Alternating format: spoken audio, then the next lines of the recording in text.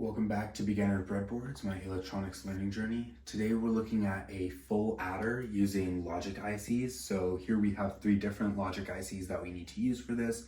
So that's an OR gate, AND gate, and XOR gate.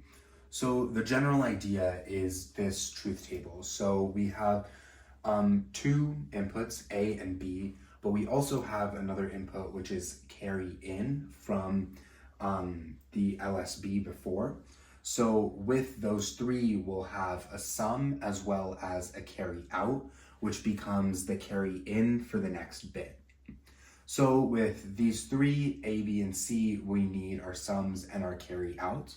So the general idea is if either one of these is high, the sum will be high, but if two or more of them are high, the carry out will be high, and then if all three are high, both sum and carry out will also be high. And so the way this is implemented using the least amount of ICs is through this logic reduction process called a Cornog map. So we have two different ones here, one for the sum and then one for the carry out term. And so the general idea here is we have carry in listed here, 0 and 1, and then A, B listed here, so 0, 0, 0, 1, 1, 1, and then 1, 0. And the reason these are listed kind of opposite, 1, 1, and then 1, 0, is because you only want to change one of these terms as you go down. So if you did it opposite, it would just change a little differently. So this is how they put that in the map. And so with the sum, it's a little bit complicated here because you can't pair any of these together. You just have to write out each and every one. So the sum is A bar, B bar, C in plus A bar, B, C bar, so on and so forth. So you have the four different pairs there.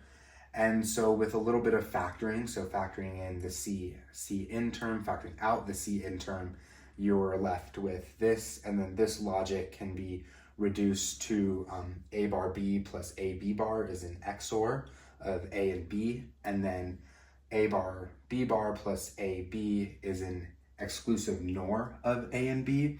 So just with a little bit of reduction, you get the idea that this is two XOR gates. So the sum is built like this, A, B in an XOR, and then C also in an XOR, and this is because we only have two input ICs here, but this is the general idea for the sum.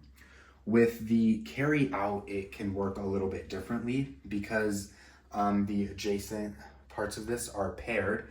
You just have one that is B and C in, so B is high, C in is high, so that's that pair.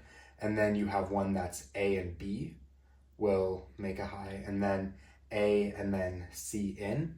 And so with the three of those, you can use AND gates and OR gates to build the carry out. So this is the circuit built on the breadboard. There's a bunch of different connections here just because of how complicated this gets.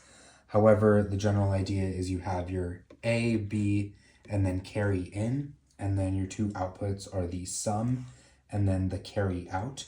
So these are the three ICs we have. So we have our AND gates, OR gates, and XOR gates here. And this is all just being powered by 5 volts. So just showing that it works. With the switches, if either of them are on, you'll have your sum be high. So A and then B. But if A and B are high, your sum will be low, but your carry out will be high. And then if all three of them are high, you'll have your sum and carry out be high. And so this works with all of the different combinations. So this is A and then carry in. You can have all the different combinations here with the three